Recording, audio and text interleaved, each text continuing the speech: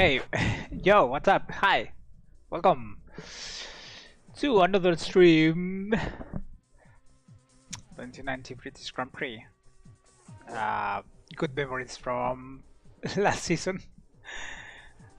This was the only race where I got points in the 1989 season, so maybe we can repeat that result. I don't count on that though.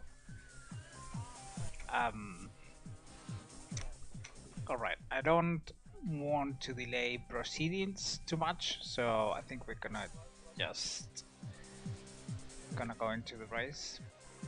Well, into warm up then a little bit of race, but yeah. Look at my Mario socks. Today I'm wearing Mario socks. I love my Mario socks. Lately I'm more comfortable, at least in Grand Prix 2, driving without shoes. So we're gonna keep it this way. Let's see what happens.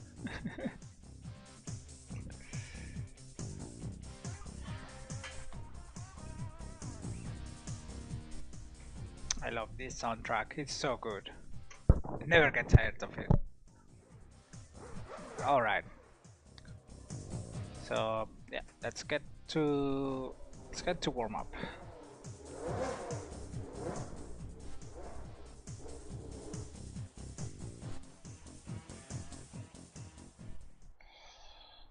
Alright.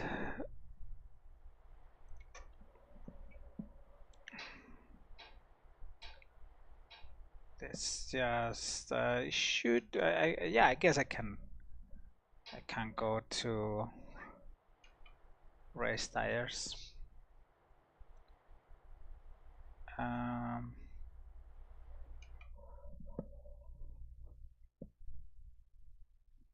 Yeah, okay.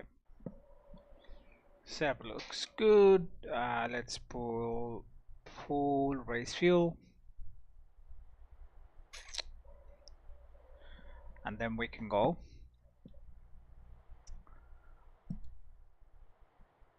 Hi D.I.G Racer. How are you doing? Good evening.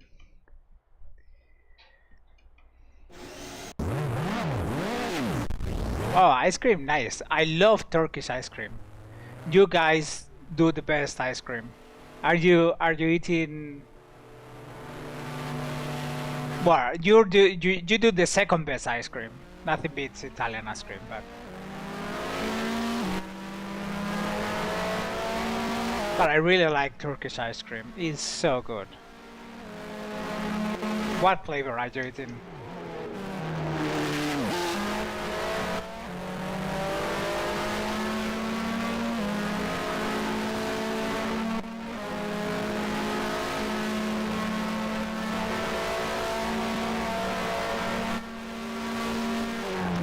Oh, damn, I was looking at chat.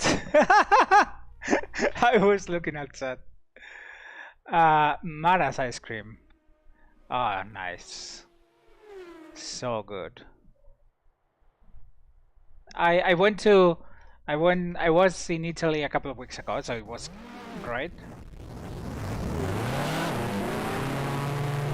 Yeah, I'm doing fine. You know, just hustling, work,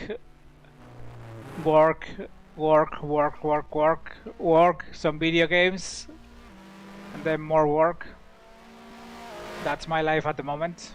But yeah, I'm doing great.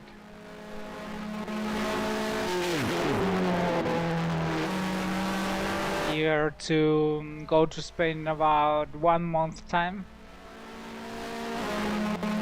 Then we'll kick off the new season in the GP Rejects R-Factor Championship.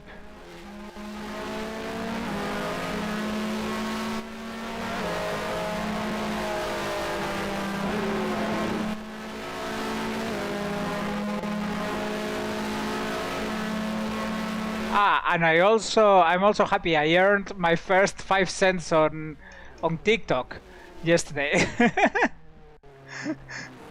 Can you believe I earned 5 cents?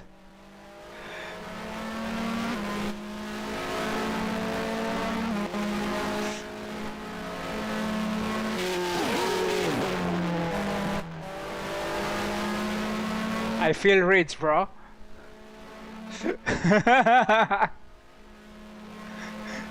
Now I can maybe afford a chewing gum or something.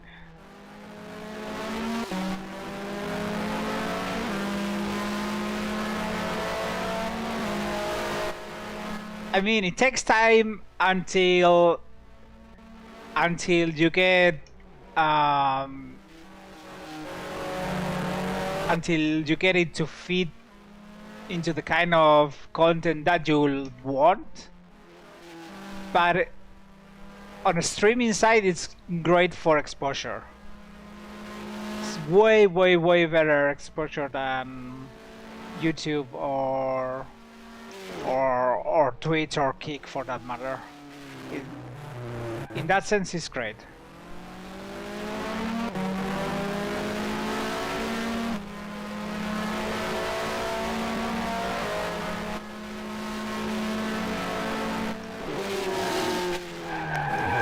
No, you cannot touch that that curve over there. That's a no-no.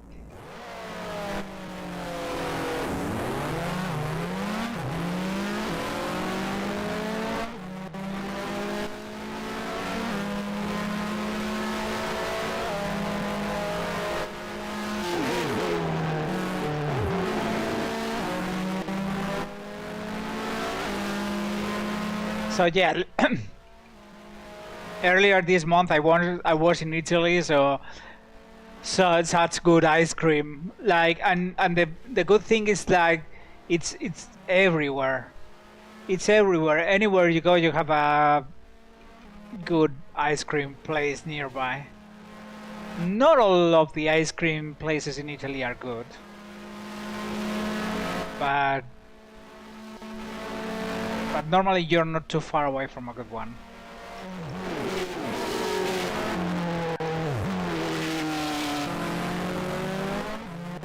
I had one basil and lemon ice cream which was out of this world, and also I had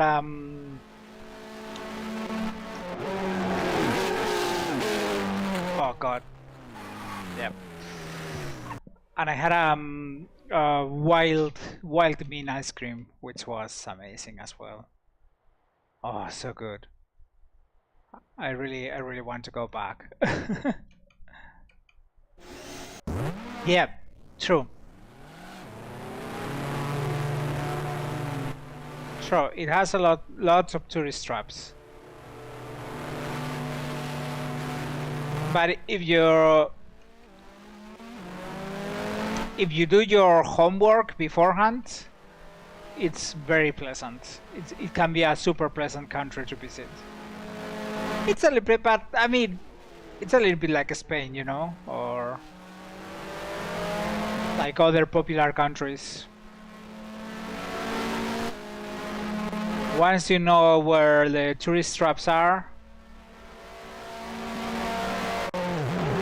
you can get a very good experience out of it.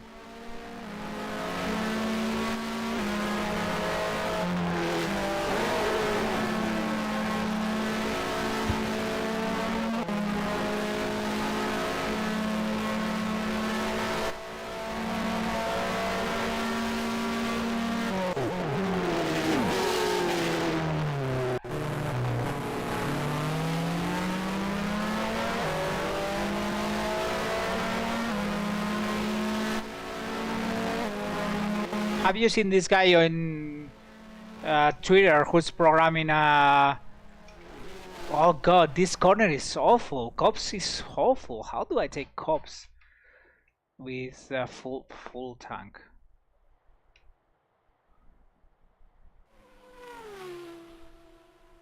Of course I cannot take it as fast as in qualifying.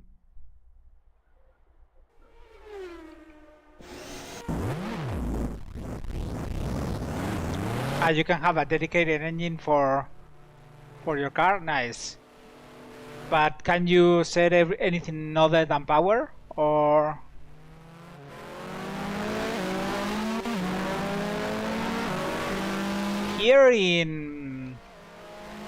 here in Grand Prix 2 you can have your own engine if you want to.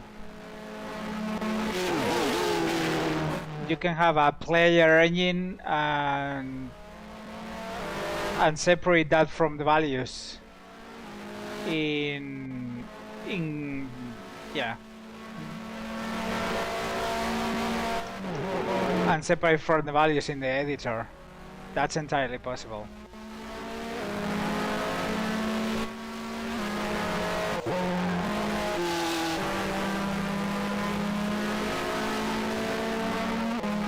Okay, so we just have to be not too aggressive, especially in the first few laps. At cops, eh? Or cops. The car slides everywhere. Yeah, you cannot put power too early. What kind of issues are you finding? Doesn't recognize it or what?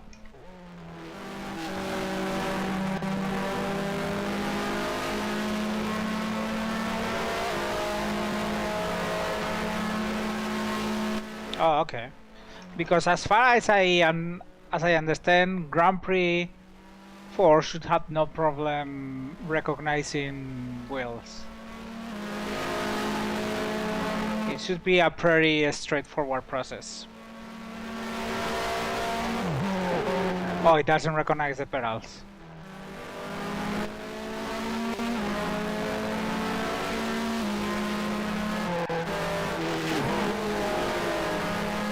I remember having to fight a little bit with Grand Prix to get the pedals right.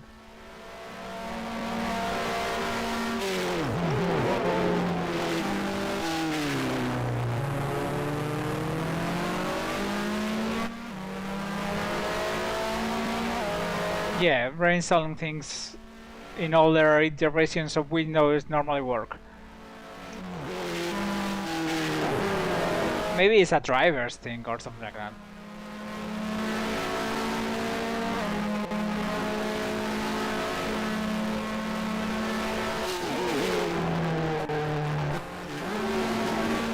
Yeah, so the trick is to take it easy. Take it easy in those fast corners, and I think we should be fine.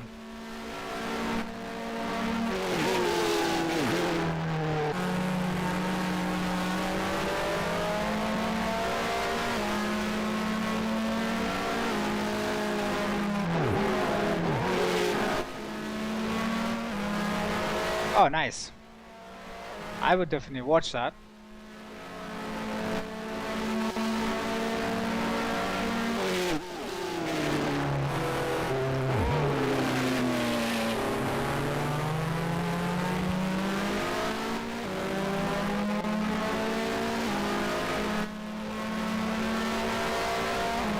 Slow lap.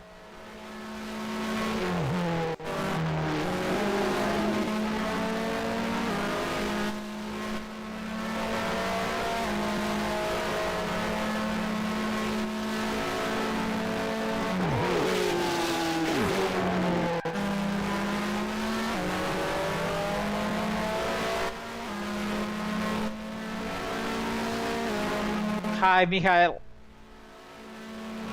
Or Michael. Yeah, it's always... Okay, Michael. I call you Michael. Just shut up. Don't mention it. Welcome. How are you doing? Happy to see you.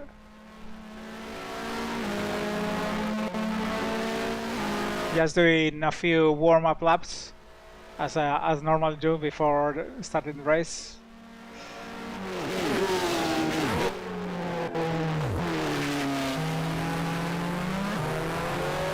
They are so fast. The AI is so much faster through the chicane. I hope I don't suffer a lot. Have a good straight line of speed though. So I shouldn't be overtaken like every lap there.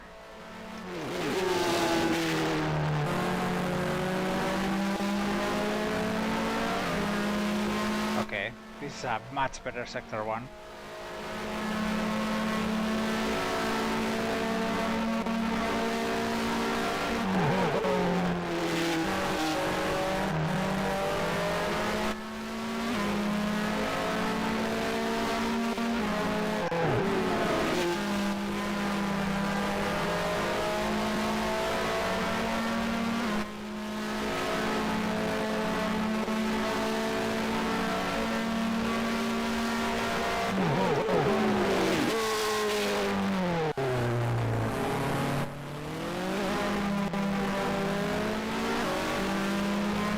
That was quite slow.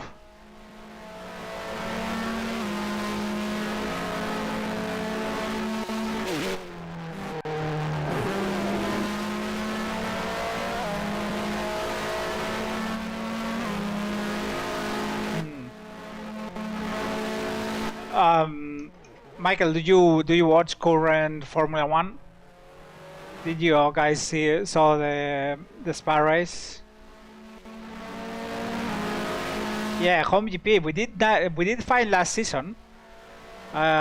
This is the only race where I could score some points for Brabham in 1989. Like it. Gotta be careful there.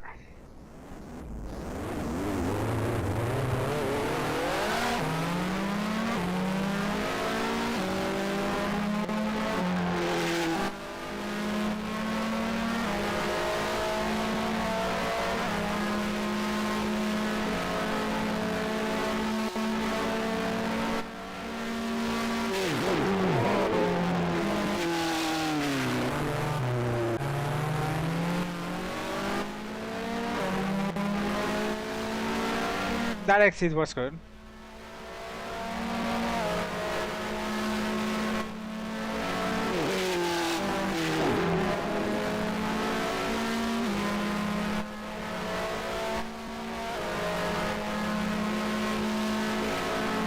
Do you mean like real life tracks or video game tracks or what? Because I tend to have some favorite tracks for the video games and some favorite tracks for.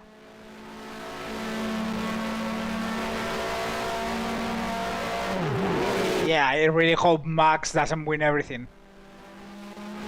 I think once he wins the championship, he will relax a little bit.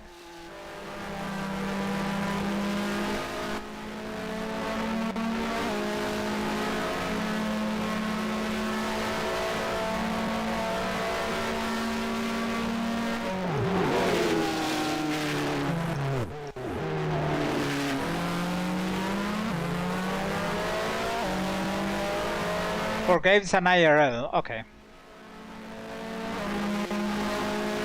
So let me think here.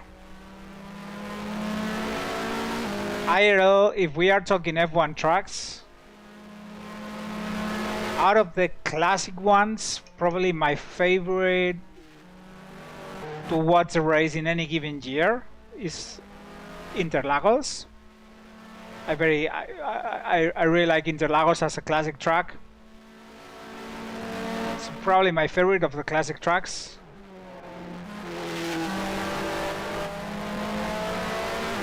And out of the modern ones, I quite like Istanbul. I like Singapore, and I really like Austin as well. Circuit of the Americas. Now for video games, wow.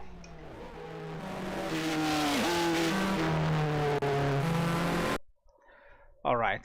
Well, that's warm up done. No, dude, it changed my Windows. This sucks. Okay, hopefully it doesn't affect the game. Ah, shit. This puts like kind of this is awful. Okay, well, I'll do my best, but it's a good track for MotoGP. Yeah, I agree. And in order to race in video games, well, I love so many tracks, but probably my favorite tracks are Potrero de los Funes and Road Atlanta. Those are my favorite tracks. I really, really like those two. And Bathurst as well. And Classic Adelaide. Classic Adelaide is so good.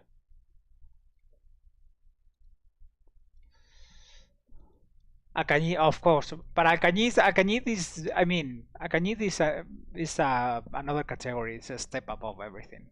You cannot compare Alcañiz with anything. Road Atlanta is great.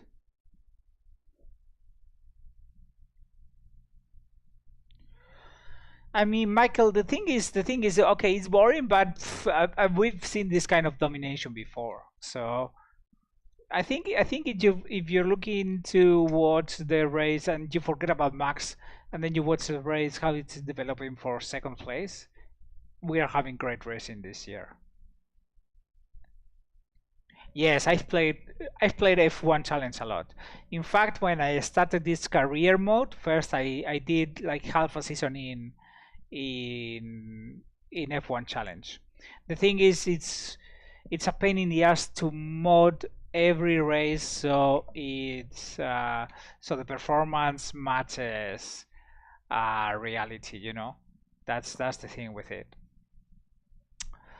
and that's the thing that I don't like about it, or that I like the less about it. I obviously like it, but yeah, that's the thing that I see. It's a little bit I don't know. And the AI is terrible on straight tracks. So yeah, to mod a full season is a problem because of the street tracks. The AI is too stupid. Even if you reduce the level of aggression to 10% or 15%, it doesn't matter. They will always do stupid things at uh yeah at the street tracks. So so Monaco is always a mess, and if you do in the late 80s, Adelaide is a mess, Detroit is a mess, or Phoenix for that matter. Yeah, so it's hard to get a good balance, but for the odd race, it's a very good game, and I quite enjoy it. It's just the AI is too stupid to do anything championship related. That's the only problem I find with it. All right, let's take a look at the let's take a look here at the starting grid. We have Gerhard Berger in first place, Andrea De Cesaris in the Ferrari, Nigel Mansell. Nigel Mansell have gotten pole position here. Alain Prost, then Senna only fifth for this race. Then both Tyrrells, despite having the Ford engine, are doing pretty good. Then Eric Bernard in the Larousse, good qualifying for the Larousse cars in rows 5 and 6. Yeah, we are right in the middle, like totally average qualifying session for us, but still ahead of one of the Arrows cars and Nakajima, ahead of our teammate Stefano Modena, and then in the last couple of rows we have both Minardi's and one Dalaram, one Ligia.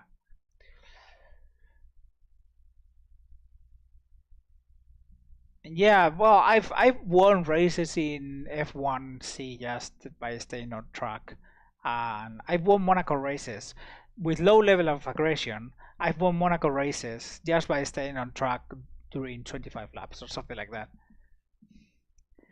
But yeah, do you know? I don't know if you know this guy, Valterio Bertolotti, who has done a huge mod um, for F1 Challenge, including every season in history and every track variation in history, and it's a huge work. Not all the years work great, but if you want to play a certain track, a certain season, it has it. So in that sense, it's very good.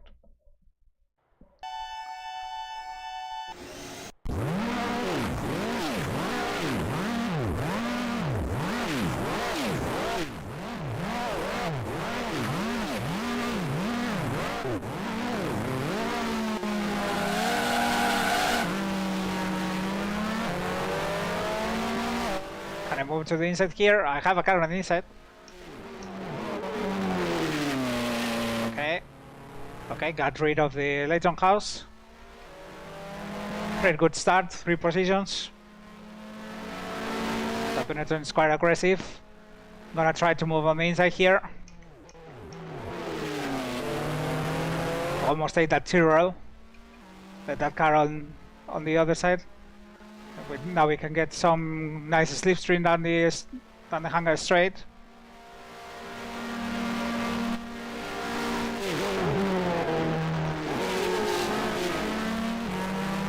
Okay, 11, 4 places up on the first lap.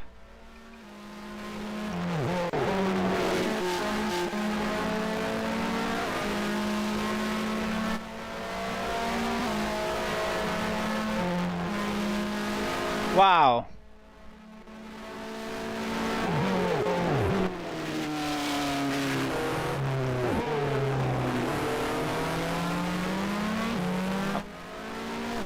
Up to 9th place. That was a very good first lap. 6 positions made it up in the first lap of the race.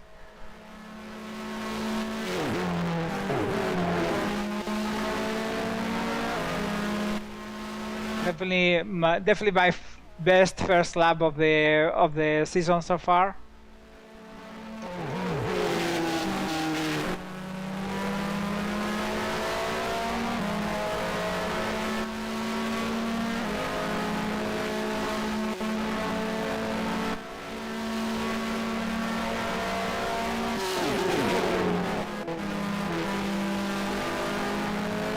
Well, Automobilista is essentially an improved version of R-Factor. R-Factor, it depends very much. Your experience depends very much on the mod you're playing.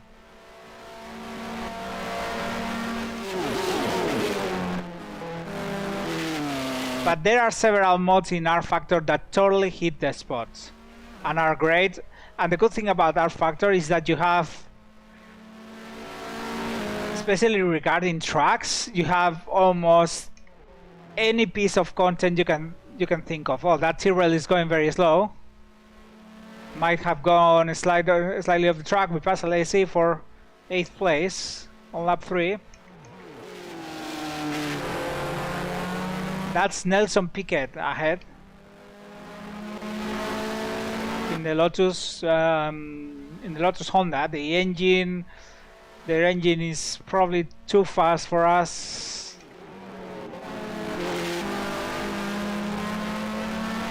But for now, we seem to be coping well with the Arrows, the LaRousse behind. LaRousse Lola behind, not the Arrows. With the Lamborghini engine. It has around similar horsepower than the jet engine that the Brabham is using.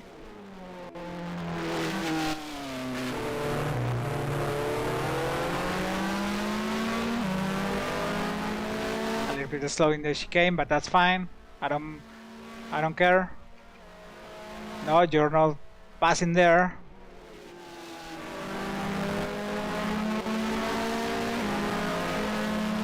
Piquet is 3.1 ahead. I would be expecting him to open up a gap. I would expect him to be faster than me.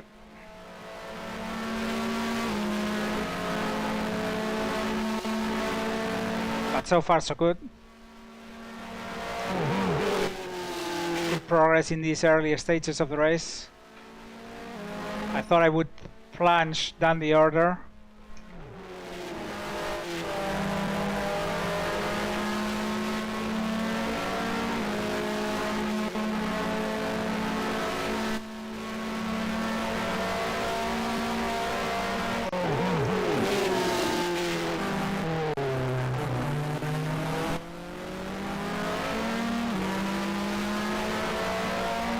Yeah, exactly, the VVM mod, yeah. Yeah, BV stands for the guy's name, Valterio Bertolotti. So that's what the VV stands for.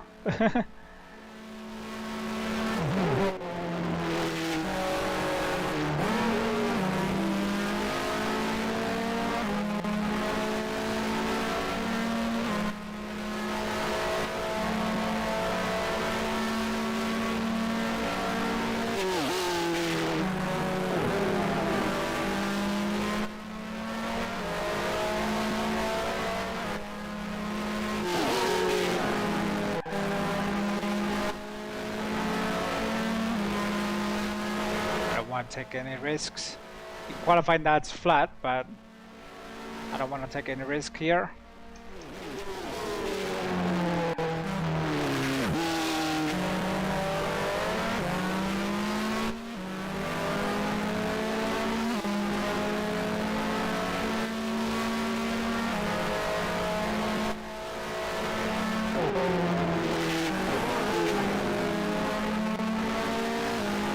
We are losing around 1 second per lap to Piquet, but that's normal, I would say. It's not too bad. Especially since it's not being very difficult to keep the other cars behind.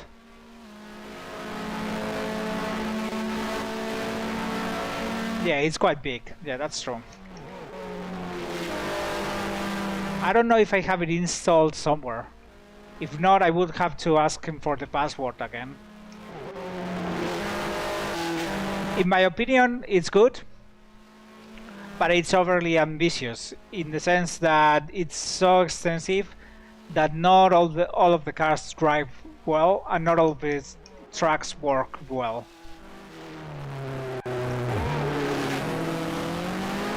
I would, if I had any say in that project, I would say they should focus on improving performance of the existing seasons and on the existing tracks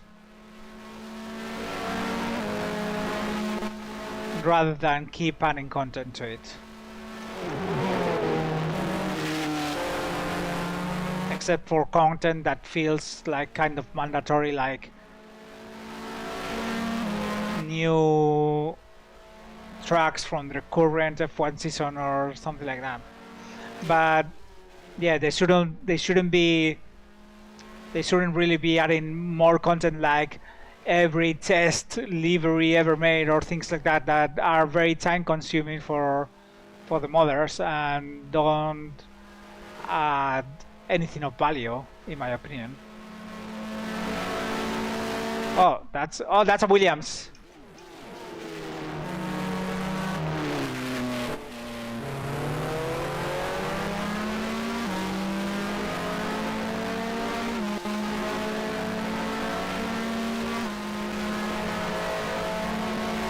Oh, that's Prost. Poor Prost. Dude is so unlucky. He's had 7 retirements in the first 8 races of the season, and only a 6th place finish. So now he's sitting only with one point after half the season gone. That Williams is so unreliable.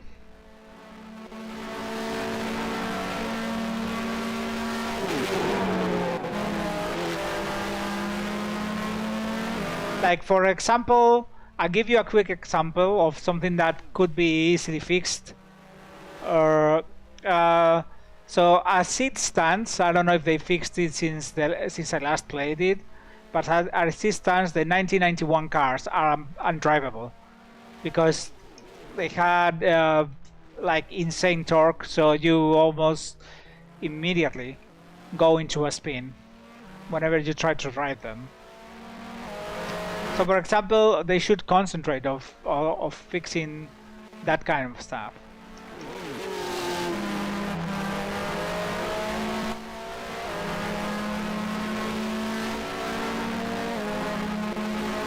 Yeah, they could also release like a decade's patches or something like that.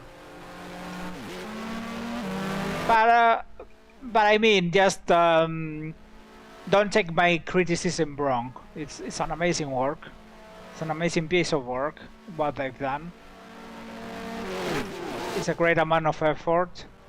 It's just I wish they concentrated on fixing what doesn't work instead of keep adding more and more content to it.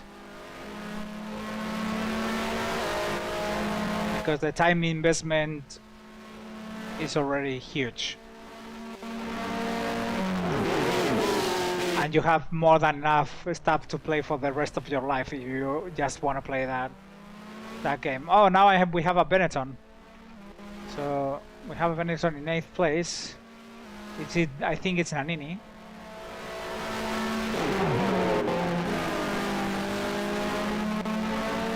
Well, Nannini is gonna have a hard time because the Ford engine is not very powerful.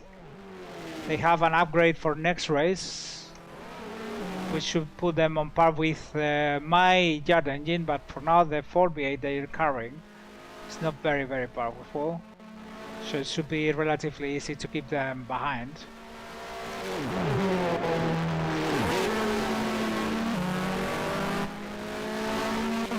Now losing some time, having to defend.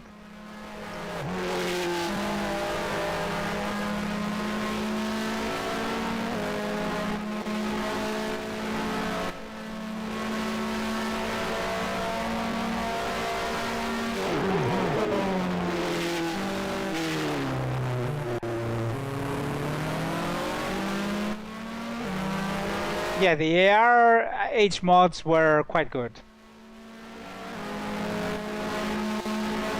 And of course the GTR mod, which gave way to the GTR games afterwards. And the VPM mod was quite good as well.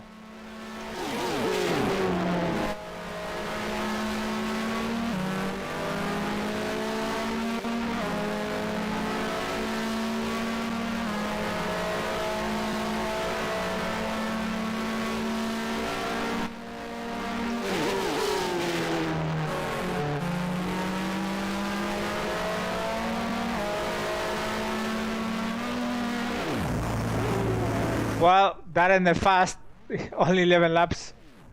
Wow.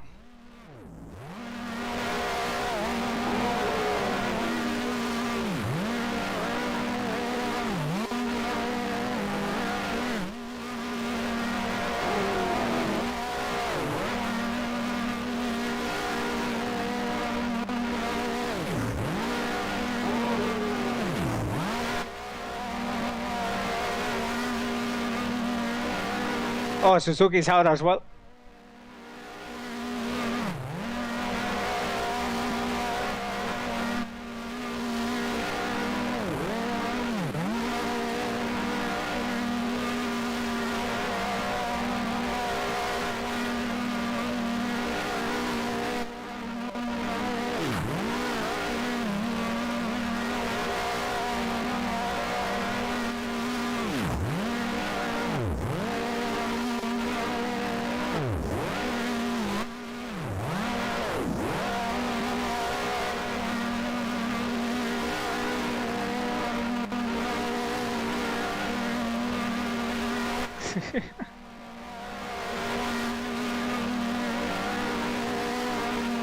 Yeah, but I don't want to fix it.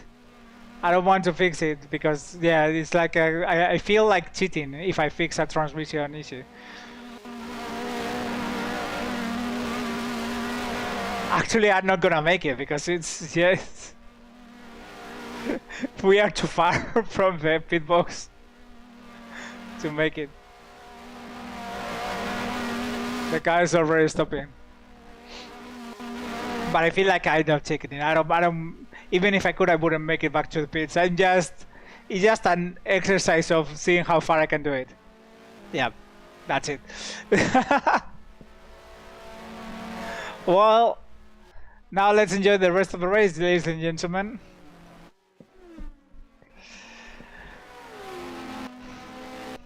And talking about old F1 games, if you feel like it. Yeah, so F1 Challenge was quite good. I'm back from this era. I also liked the PlayStation games, especially the first one.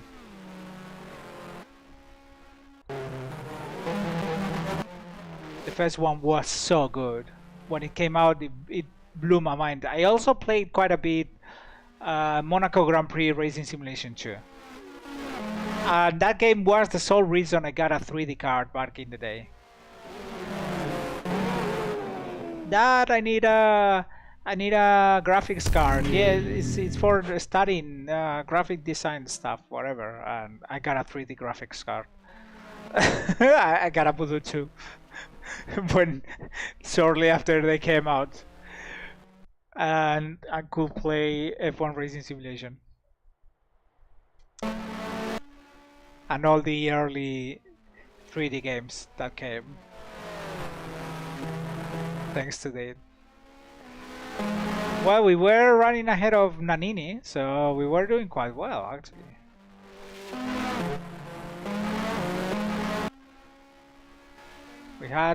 We were running with both Benettons. Oh, Eric Bernard is out now, so both Lolas are. No, the Voodoo 1 was the first dedicated car. The first it was just a Voodoo. The Voodoo had 4 megabytes.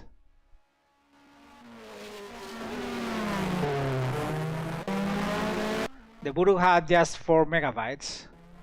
Unless he's very far behind. He must have a span or something. Look, he's running. He's gonna overtake for P19. Not that even. And Martin Donnelly, where is it? He's 14. Both Tyrrells are doing terrible in this race.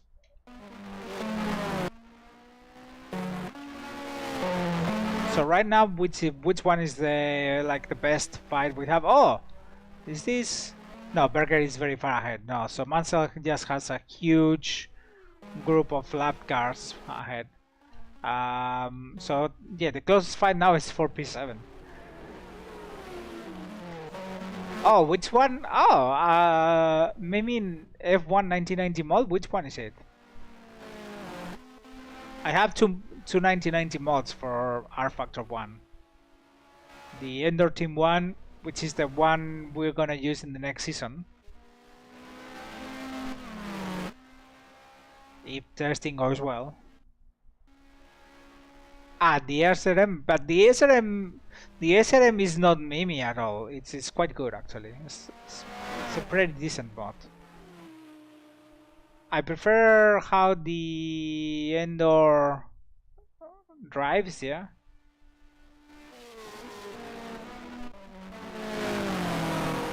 The cars in the SRM mod are a little bit too grippy for my taste.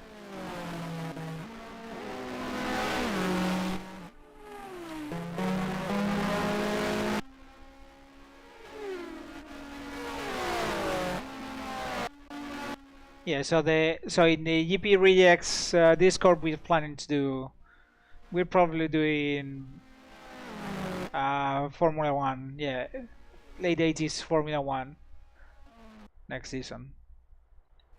But I have to test it before to see if what I want to do works.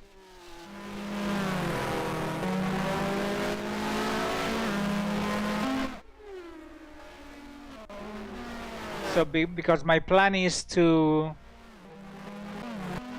allow different chassis, but just have like a couple of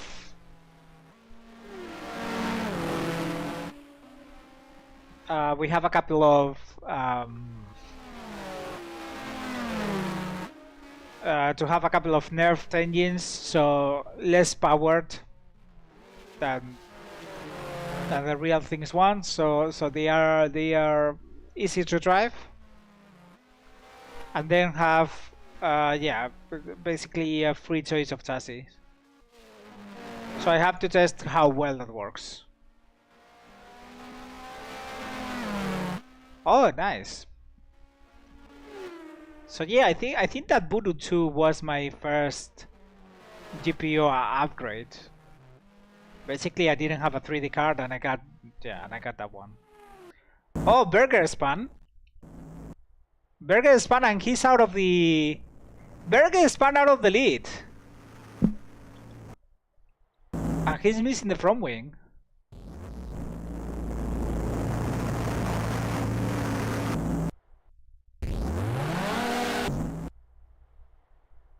Wow. So he's gonna fall for sure out of the points.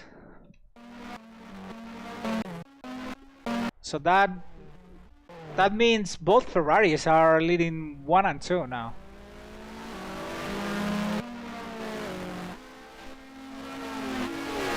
Mansell is leading his home race.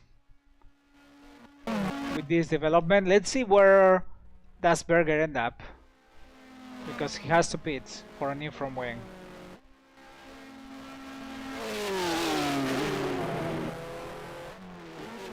So yeah, that Voodoo 2 had 12 megabytes of RAM, of memory. It was a Voodoo 2 12 megabytes, and when I got it, it was the best thing. So it was basically the best card. The 3DFX Voodoo 2. It was the best card you could get. You couldn't get anything better than that. So we do, Michael, we do over the GP Rejects Discord, we do an R Factor 1 series. We've done so far 9 seasons of it.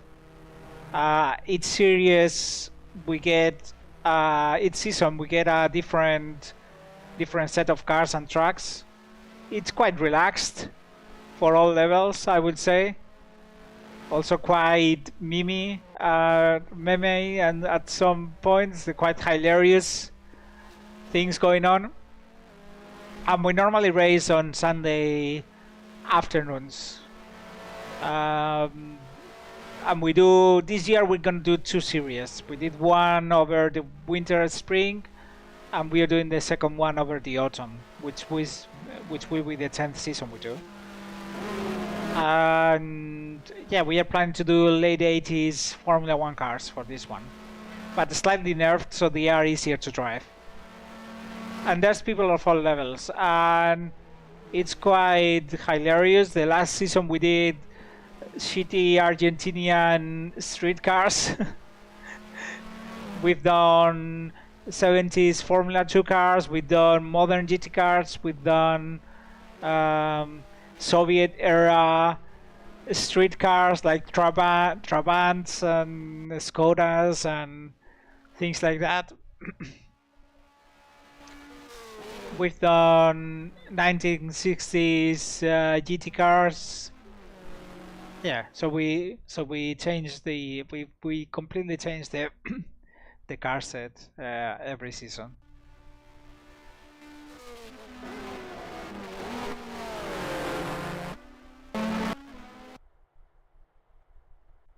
So Berger went down to 11th place.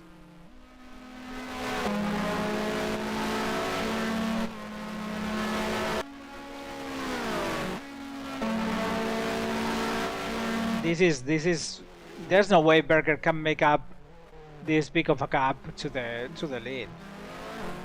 It's impossible. He's 56 now, 55.5 fastest lap, of course. 55.5 seconds behind. It's a huge gap. I don't think he can make it all the way through. I think he will make it at least to P4 as things stands.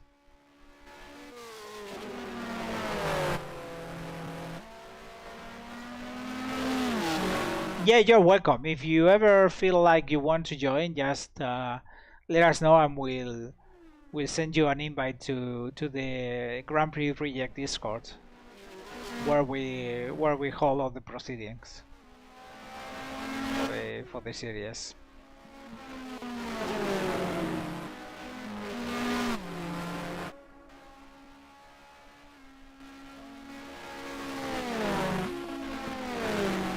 Oh, Martin is out.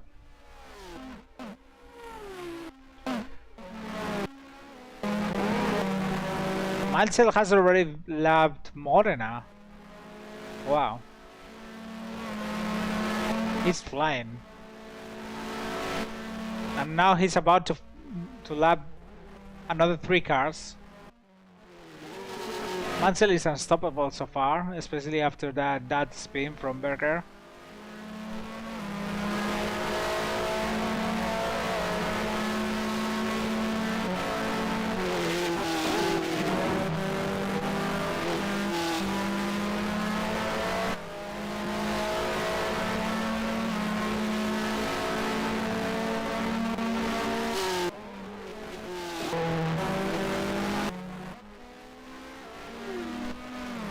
cancel on a mission to win his home Grand Prix.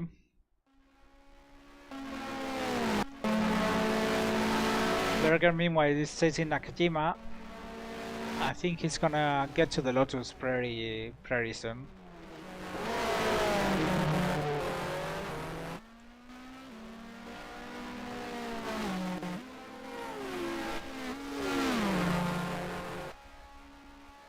Oh, there's a smoke. Oh, that's Boutsen.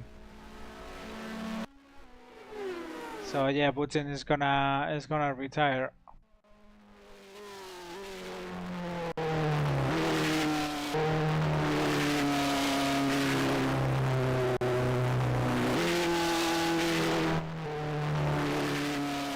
Barbecue time.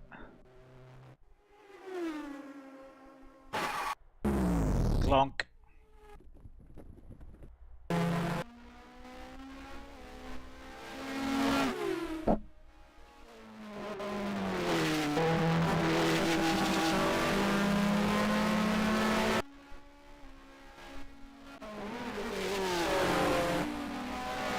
Capelli has dropped behind Alboreto.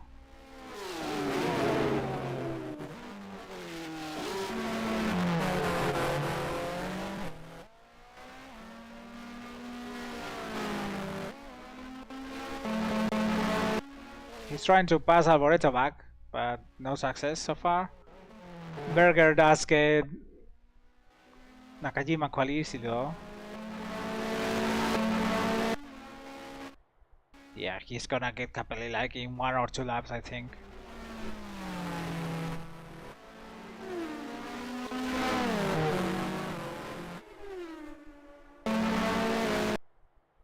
I doubt though that the Ferraris are gonna last the whole race. Both Ferraris. I would bet that at least one of them retires. Oh, Leighton House. Capelli is gonna retire. Dang. Good speed from Leighton House in the last 2 races, but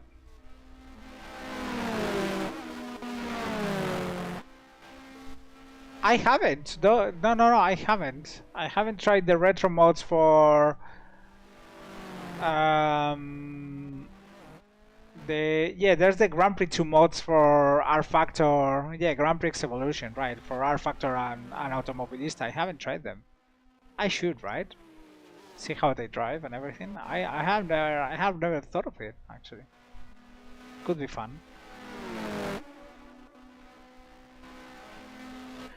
Oh, wow! Everyone's engine is breaking. Nakajima's in trouble too.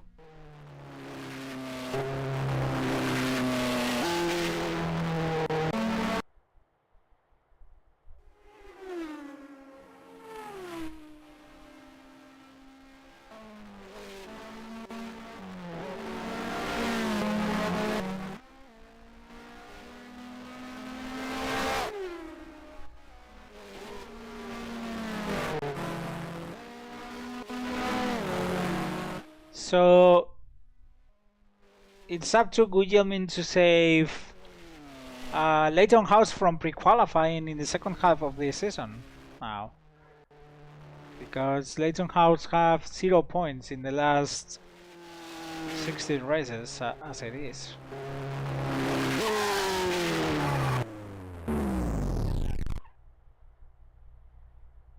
So Leighton House need 2 points to avoid pre-qualifying for the second half of 1990. Not that it would be any problem for them, I think, to get through.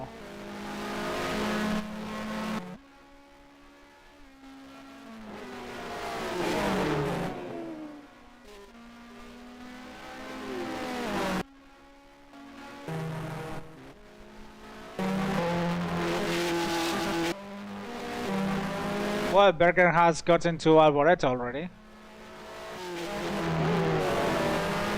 Loses time here, but he's gonna, obliterate that arrows at the back of this straight.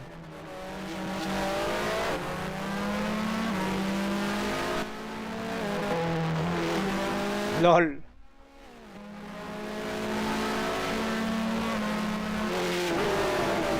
mean, in whichever part of the track it is, yeah, Berger is gonna pass Alboreto soon. There he goes.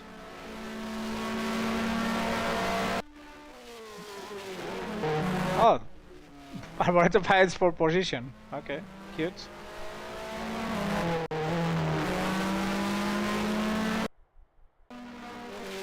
Berger losing a lot of time behind.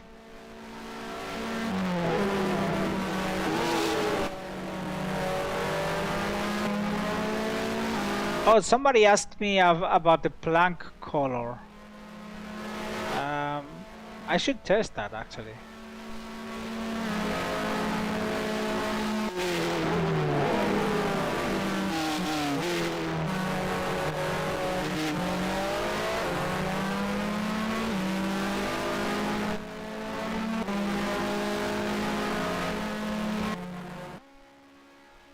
All right.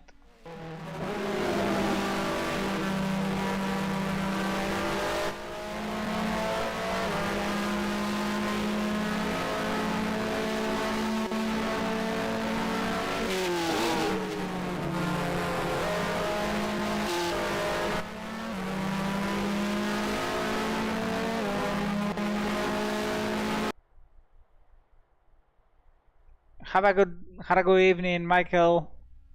Have a great time.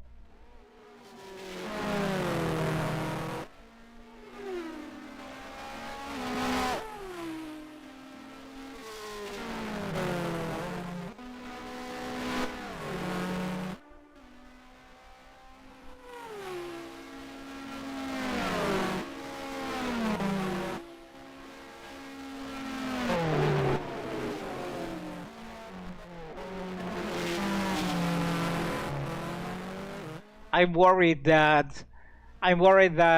Guillermin will score points and send Brabham to pre-qualifying for the second half of the season.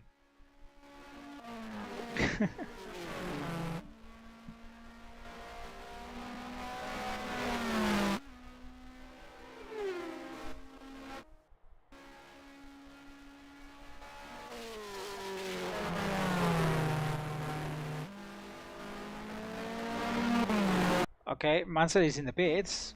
Pretty early stop.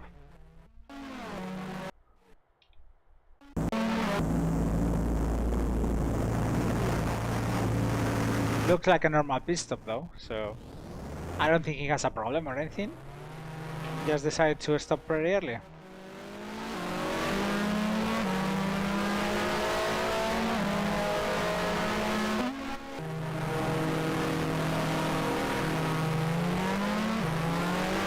There's never any avail when it comes to improving skills, sadly. It's just a matter of practicing. No matter how amount of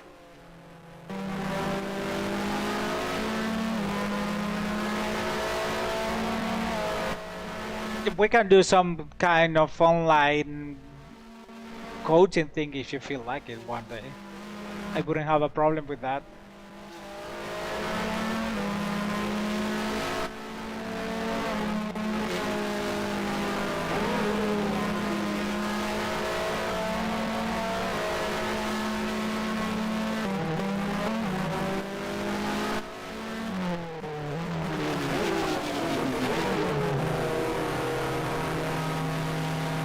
Yeah, I'd be happy to do that if you feel like it.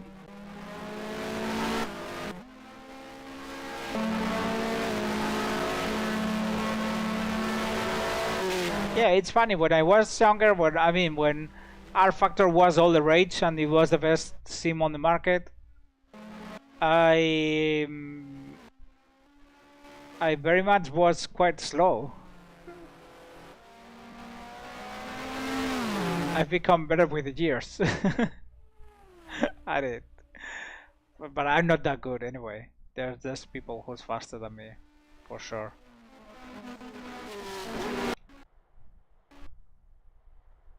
Okay, so we have Mansell in the lead. Oh, there's the other Brabham. Man, I don't think modern sims suck. I think they are pretty much, they are okay. But it's just the only problem I have with modern sims is that they seem so focused around GT cars. I don't have that much fun driving GT cars. I mean, they are okay for a while. I had fun doing the R Factor series, but that's because I have fun doing the R Factor series with the GPR people rather than the specific type of car. But I don't know. There seems the problem with modern sims is that there seems to be this kind of grind grind to death. You know, they are grinded to death. They are grinded until it's impossible to become better at it. And that's something I don't really and I don't particularly enjoy. That in order to be good, in order to be really good, you have to throw thousands of hours at it. Sorry, but no. Just wanna, I don't know, I just wanna go and have fun racing the AI or something like that, or, you know? That's why I ended up removing my subscription from iRacing. Because, yeah, I was having, yeah, it's okay. If you wanna go online and you can definitely have more kind of relaxed experience in iRacing if you want to. But man, if you want to be good, you have to throw so much at it. It's unpleasant. There are some good single player racing games, but very few of them. One day we should play. For example, Behaviour is a good one player experience. Um, but it's not a racing game; it's a driving game, which is different. Um, I would say Automobilista 2 is a good single player experience, and I would say that um, I would say that there's some arcadey type of games that are pretty good. Especially I like Art of Rally. Art of Rally is really good, and that's a very good racing game with a uh, I mean you get what you pay for. I don't think it's overrated, and I don't think it's overpriced. It's expensive, yes, but you get a very good experience. I mean, the experience is really good. I don't have anything against it. Uh, I mean, you get a lot out of iRacing, even if for a lot of the content you have to pay, but you don't have to pay for all of the content to enjoy it. You just can go with the base content, and you can enjoy the base content for a good long time without feeling that you're missing out. I mean, the Mazdas in iRacing they are so much fun to drive. The Mazda MX-5 in iRacing is so much fun, and you have a great experience driving against other drivers in the Mazdas and also in the free Formula cars that you get. You get a very good experience in those. The only thing with iRacing is again that just to be really good you have to grind it to death, and that's what I don't like. I just want to be able to jump and enjoy, and yeah. But I mean the experience is good because you have racing all the time going on, and you have a good number of series that you can race at, even with the base content. and you have the greatest award in the the racing experience that you get is really good. The stewarding is good. Everyone races clean, so you don't have to worry about. Uh, of course, someone can go and ruin your race because collisions happen in every online game. But I mean, it's quite decent. I mean, collisions happen in the same way that could happen in real life.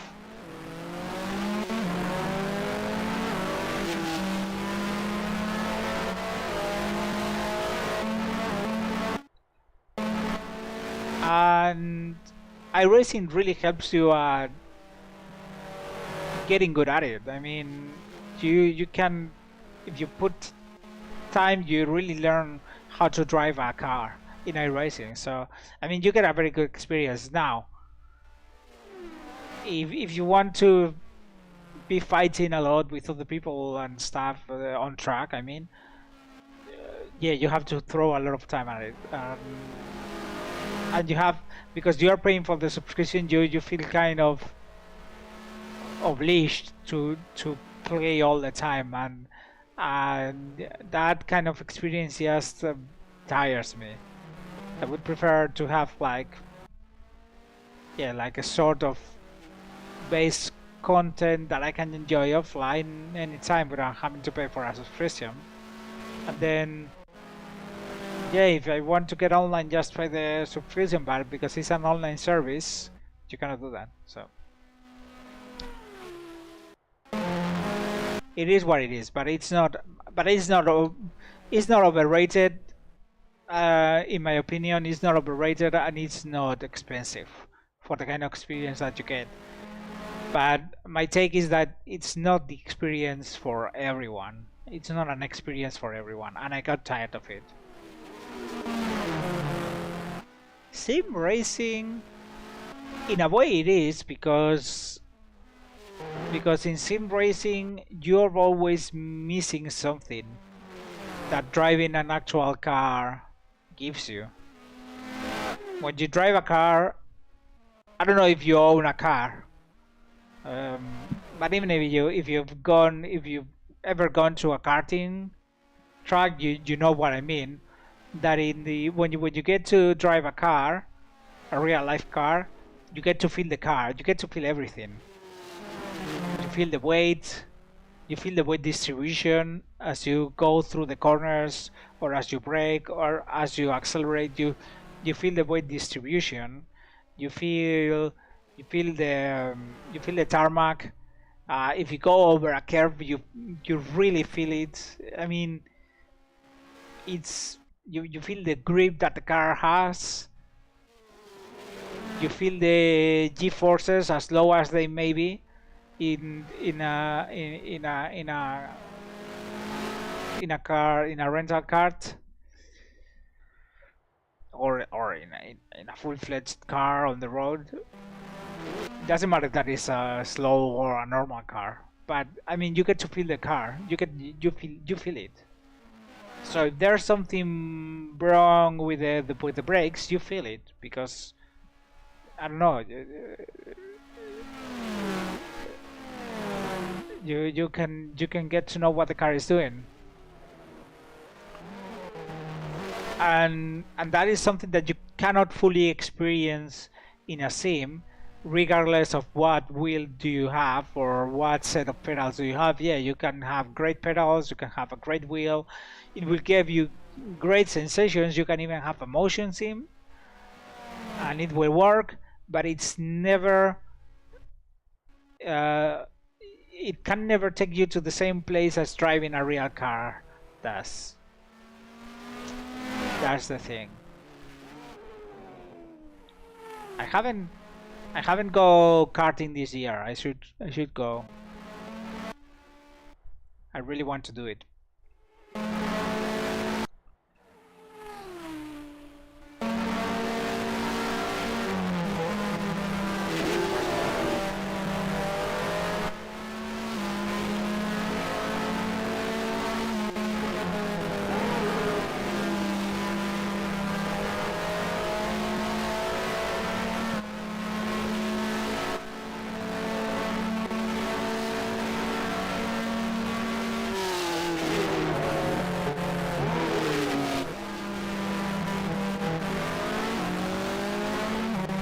Oh, amazing.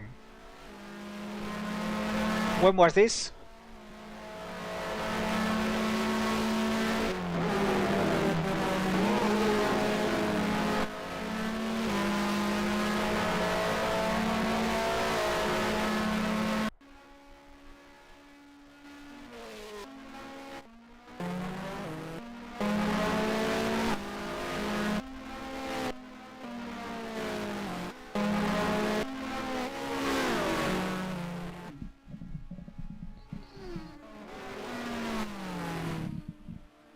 Wow, that's impressive.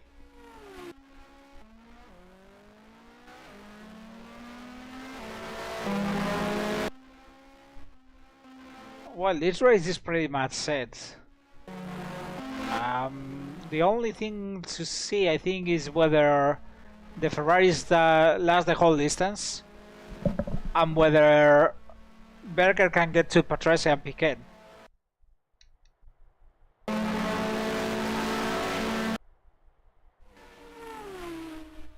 Which I think he will, according to the current pace. Let me see. Yeah, but the pit stops did nothing to change the order. Yeah, so top three are running in 12.6. Piquet is running. Piquet and Patrese are running in low 13s. And let's see what Berger is doing. Berger is doing 12.0. So he's running over 1 second per lap. If he continues at this pace, he will catch Patrese in just about 13 laps, so lap 55, and he'll still have 9 laps to then close the gap to Piquet and pass him. So I think that's very much possible at the moment.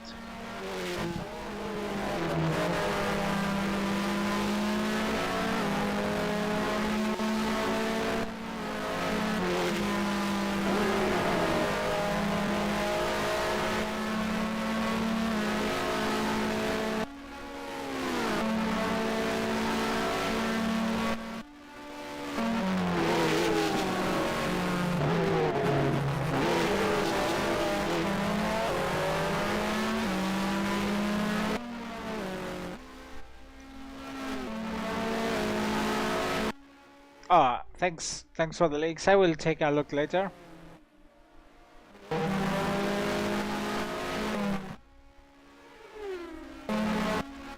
This week I want to start testing for the GP React season. Probably over the weekend. Everyone is welcome to join in the test. By the way.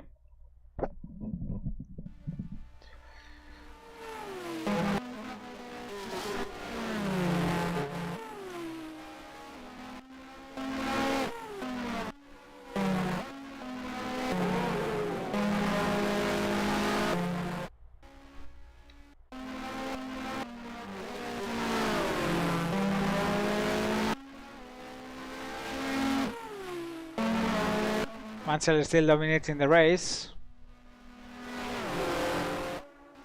Yeah, thanks.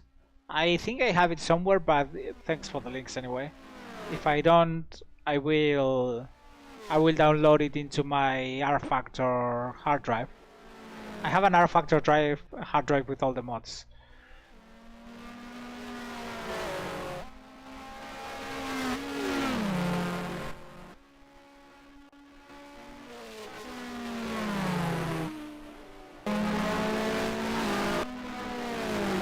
Yeah, what I want to do is just test the different cars with the same engine and see what the gaps are between let's say a 1987 Formula 1 car and a 1990 Formula 1 car with the same engine.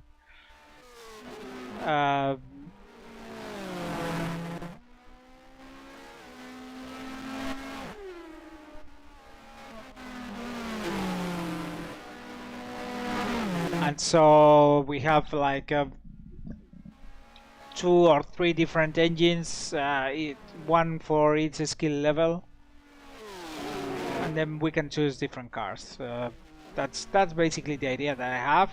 And track-wise, the idea is to be racing tracks from the previous seasons. So 1 weekend per season, basically, where we race 1 track each. And those will be up for voting as well. So we should have a nice selection of tracks going, voted by the users.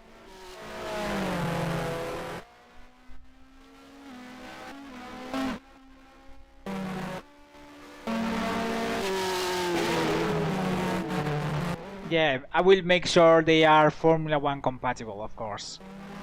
Because yeah, we cannot, as meme as it sounds, we cannot race F1 cars around Roskilde, for example. That would be impossible to do. But there's still a few we can do.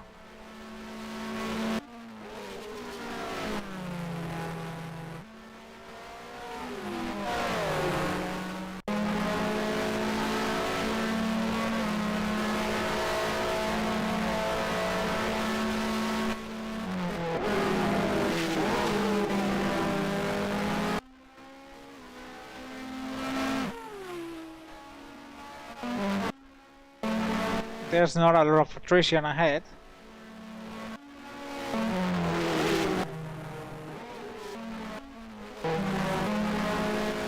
Oh, Senna has an engine problem. The McLaren is gonna retire.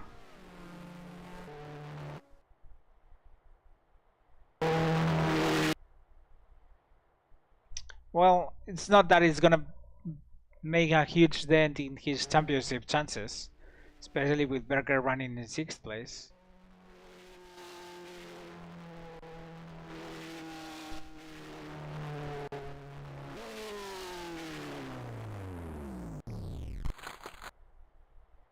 Rip. Oh, and Patrese' engine is gone as well.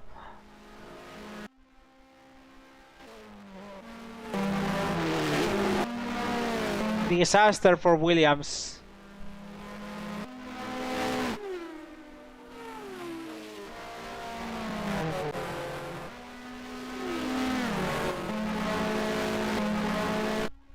Well, that's gonna put Berger in 4th place and chasing Piquet for 3rd place. Piquet has only finished in the points once this season, in the first race in Phoenix, where he finished in 3rd place.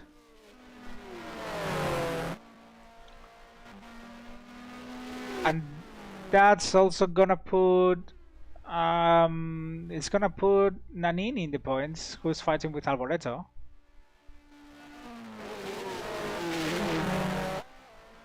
So Nannini now climbs to 5th place, Alboreto is 6th.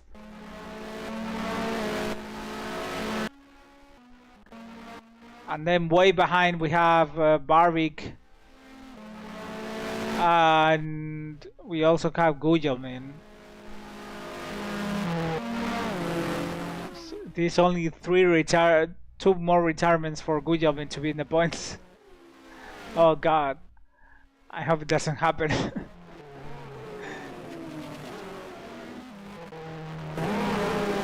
So many engines gone in this race. It's quite amazing. Oh, Piquet is in the pits. Oh, he has a throttle problem. Well, he's been lucky to be able to come back into the pits.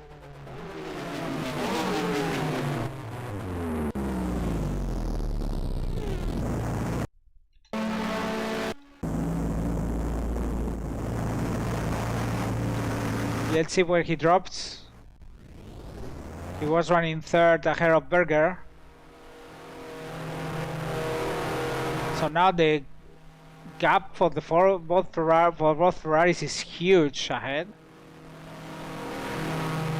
Piquet is gonna exit the pits in 6th place behind Alboreto and Nannini. So now he has some work to do.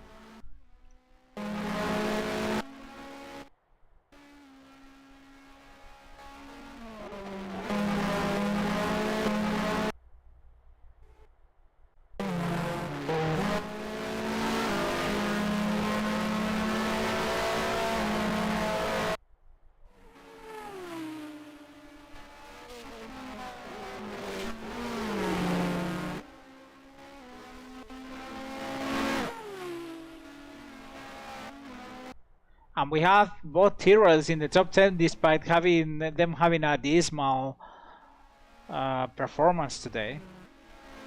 Both Tyrrells are only running ahead of both Ligiers and Paolo Barilla in the second Minardi.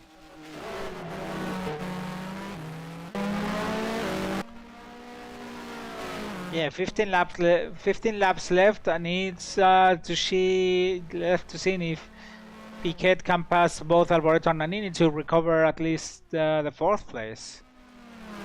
Meanwhile, both Ferraris are still running 1 and 2. Now with a massive gap.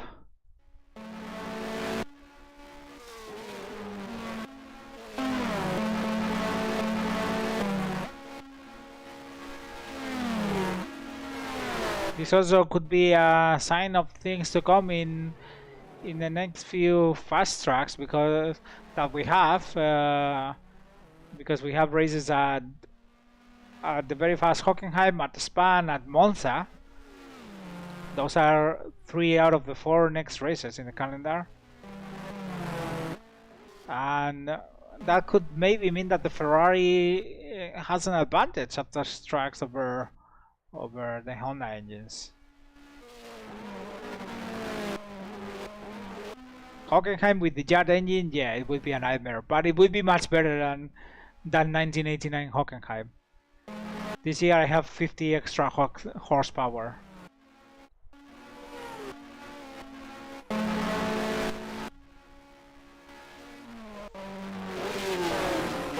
Oh, Piquet has already catched Alboreto. Yeah, he's gonna pass Alboreto really fast. He's running with new tires, so that certainly helps. There he goes. He goes through. Now he's going for Nannini.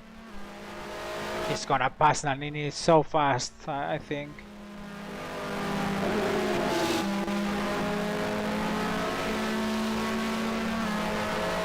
With the new set of tires.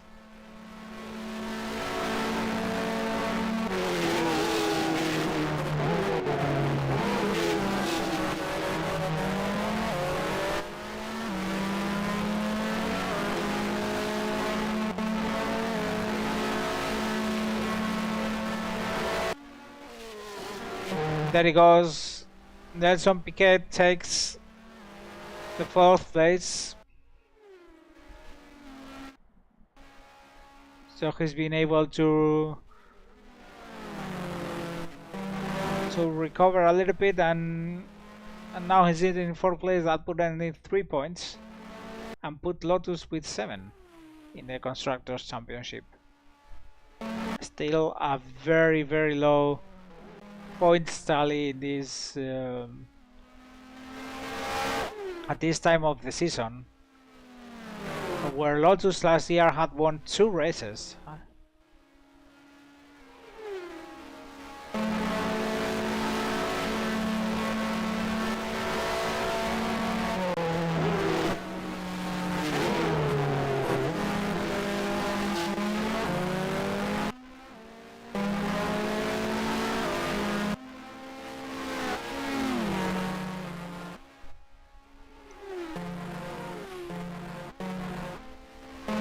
Laps to go.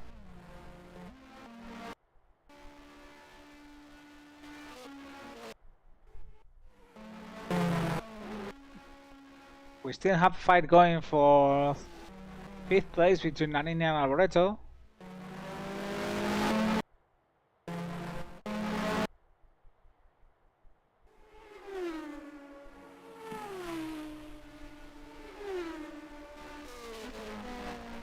Let's see where they end up.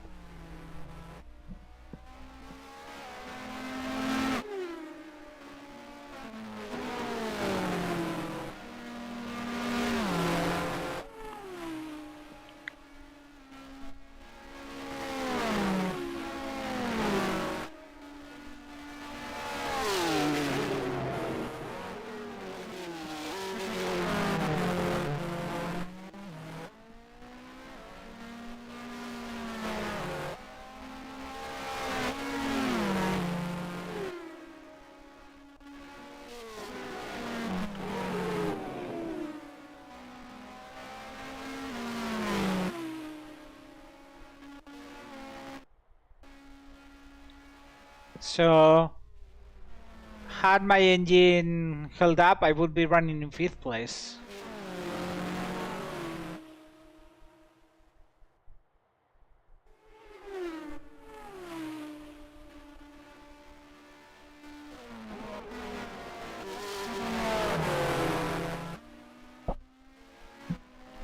Just saying.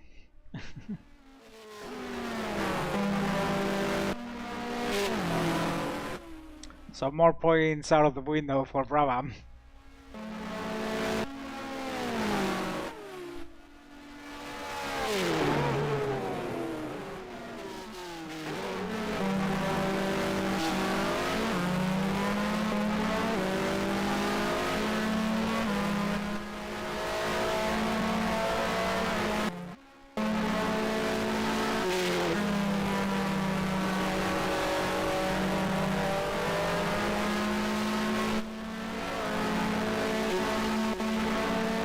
Oh, there goes Alboreto.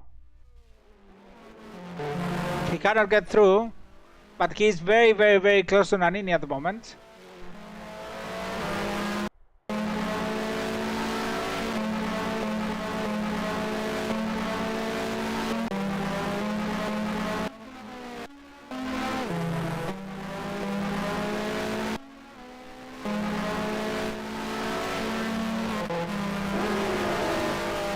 I think Alboreto is gonna try next lap. He's also faster in the corners. It's not only the straights.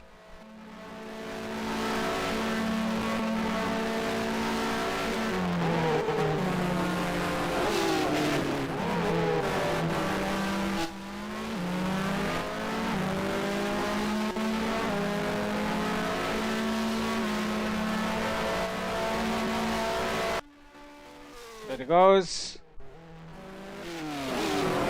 No, he doesn't go through.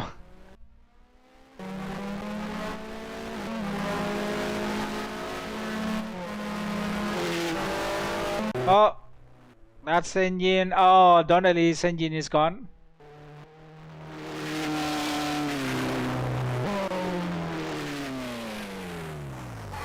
Well, not a very good day for Donnelly anyways.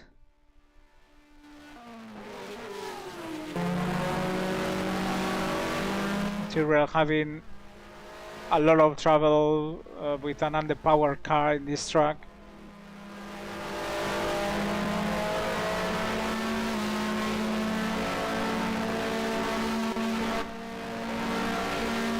Is Alboreto gonna unlap himself? No, he doesn't.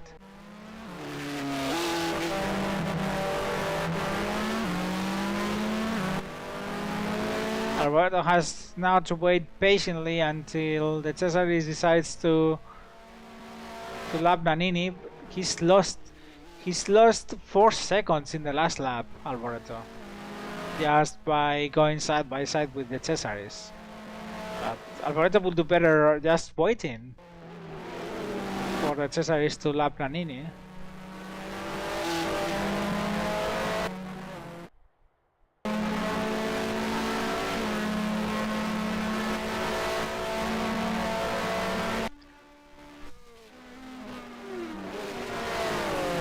Seven tenths.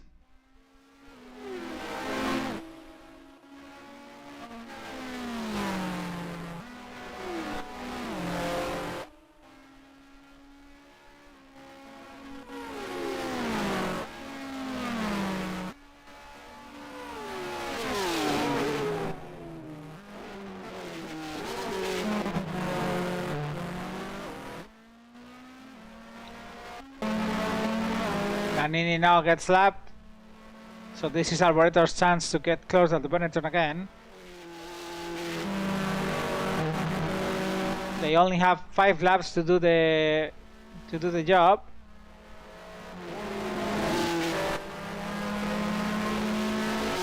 Because he's on lap 58, but he's running 1 lap behind the leader, so 5 laps. To go 5 laps for Alboreto to get 2 points instead of 1 by passing the Benetton. It's running really, really close.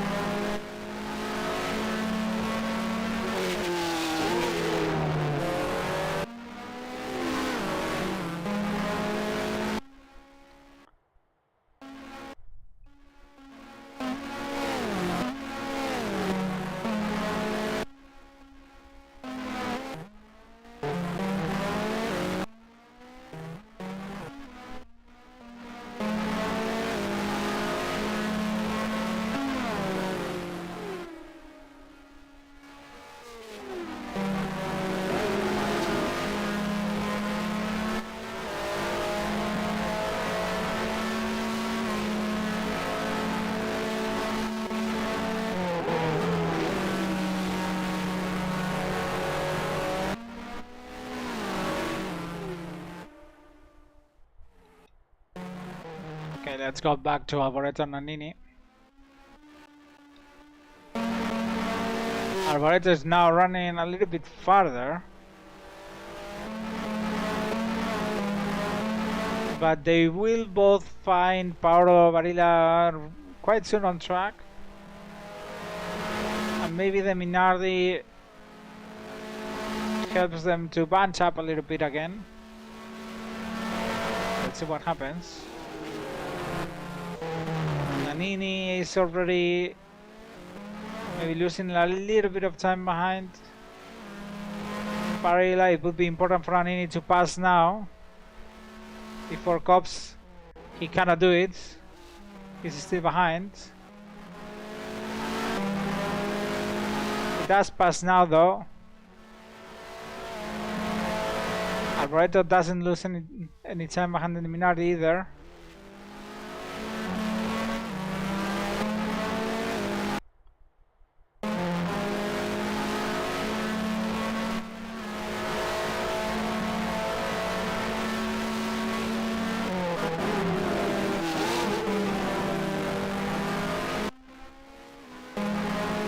Alboreto cannot, doesn't seem to be able to get as close now.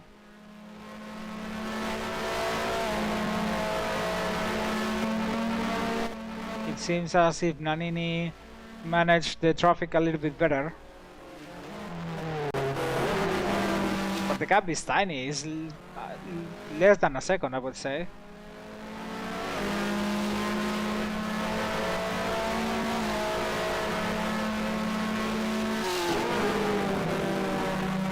Yeah, 0.8.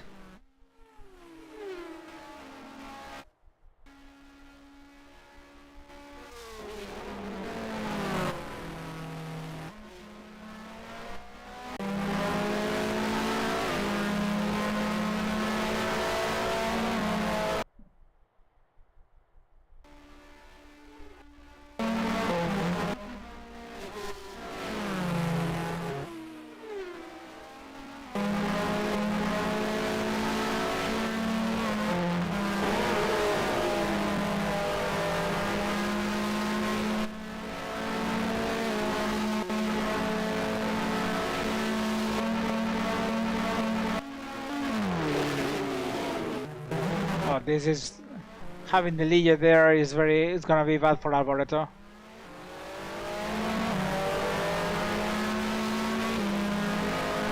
Let's see what the gap is now. 0.6.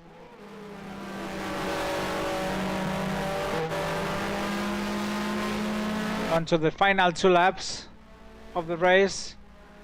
Although Mauricio Guglielmin, his car is smoking, won't be able to finish the race.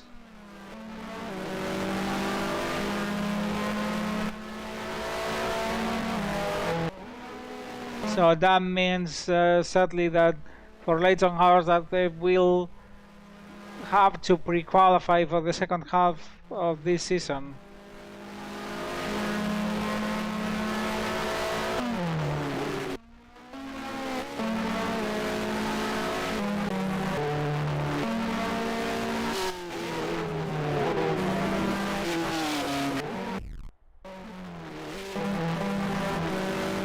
Onto the final lap. Arboreto is right behind Nannini. Both Italians in a very close fight for the second half of the race. No, that wasn't the place, Michele. Now Nannini will have a massive advantage over the rest of the lap. I doubt he can make it up. Meanwhile, Mansell is in the final lap. What an exhibition from the Ferrari driver.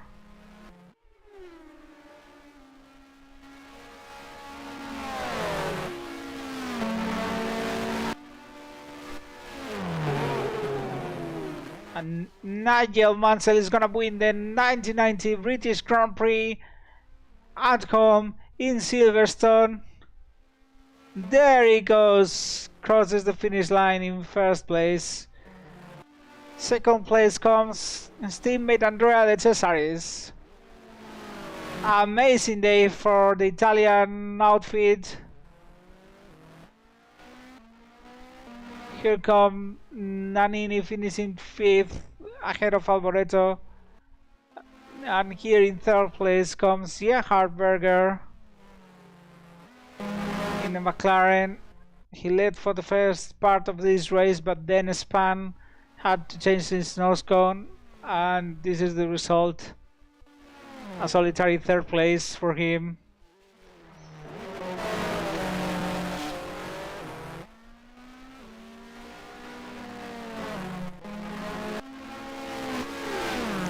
Murray Walker is gonna jump off the commentary box into the track. I don't know. That's what I think he'll do, Kieran. Yeah, you arrived just at the end. What a result for Ferrari, though.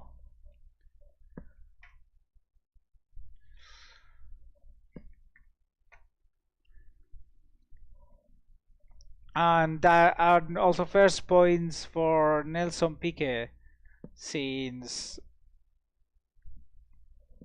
the US Grand Prix at the beginning of the season. So first points for Lotus, sorry, since Phoenix. Just 7 points. Not a good season for them. I'm trying to find my snipping tool to take a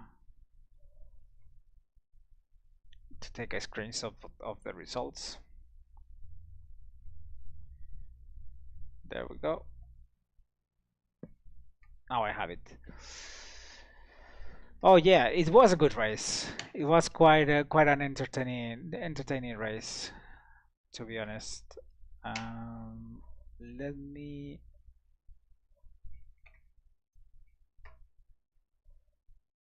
I can't seem to reach my Google Chrome window though to put some music on. Now I can. Okay. Let's book back some Grand Prix 2 music.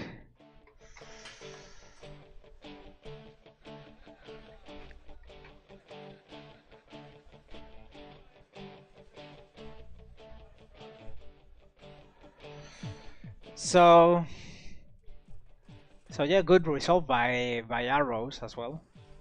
Even though Alboreto couldn't pass Nannini at the end, but another point. This season for Arrows is being brilliant.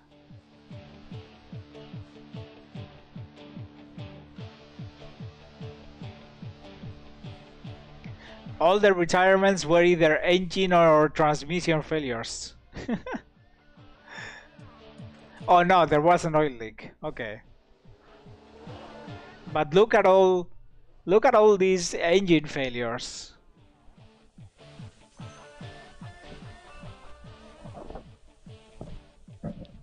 9 out of 14 retirements were engine failures because Guillaumin also retired.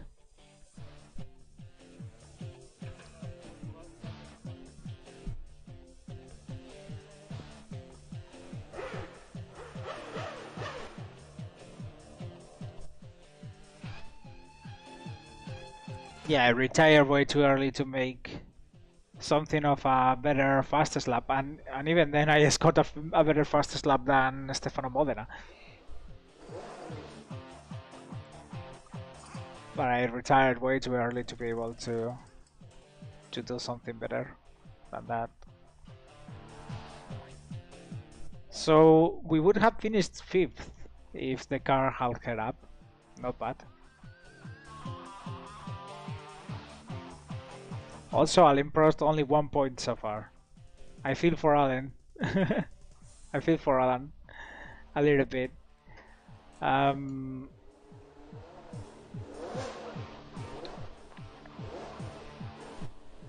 let's check.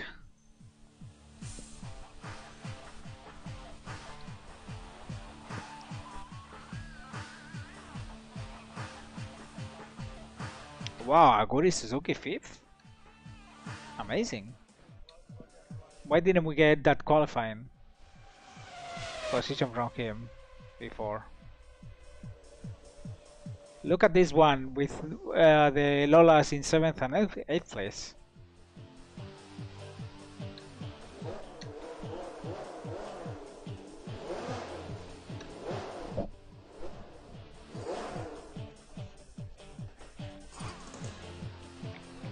Poor Alan Prost, seriously. I feel for the guy.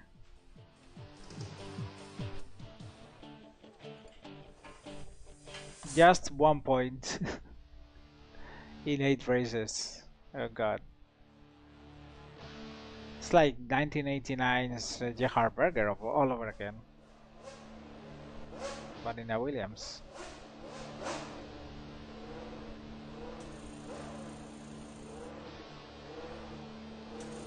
Should have gone to Ferrari, Alan.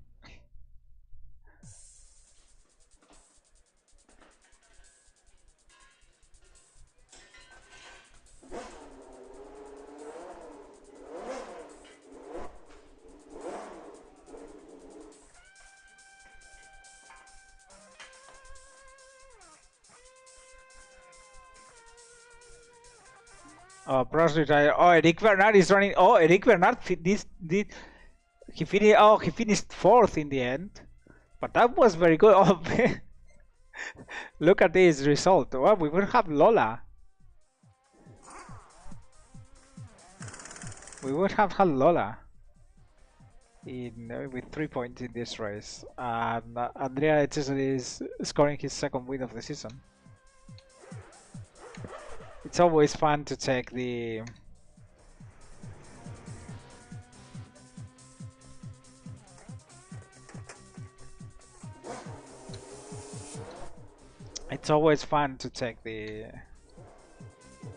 results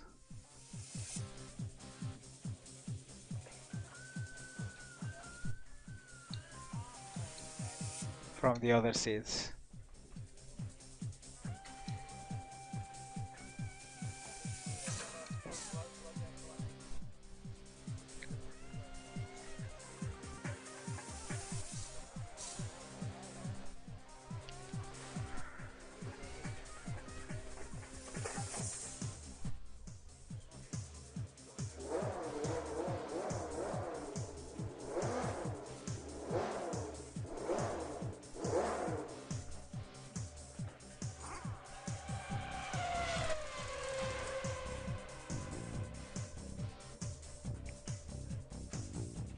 Oh, Ivan Capelli retired from 3rd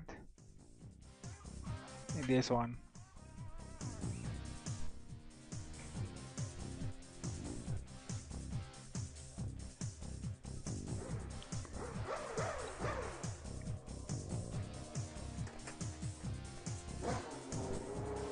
This one, Nakajima scores 1 point, 2 points.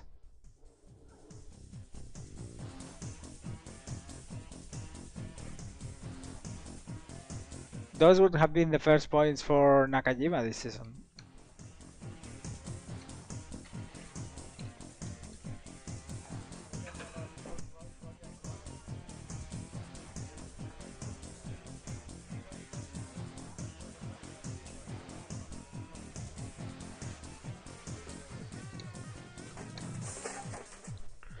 Alright, this is the last one we take.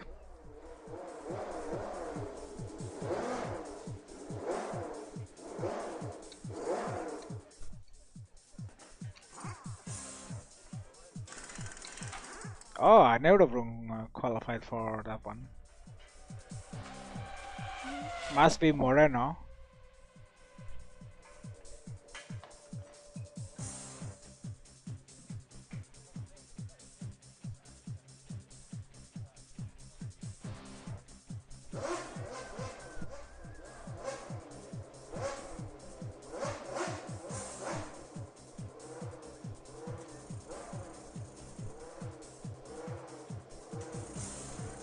Imagine Aguri Suzuki scoring points here.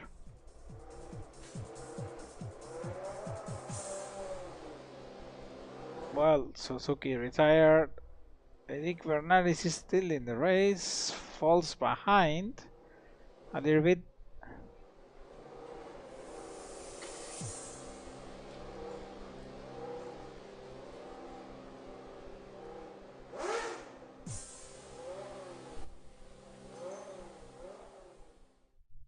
Mansell retires. Alan Prost moves into third. Oh, no points for Aguri Suzuki. Roberto Moreno is in the top 10.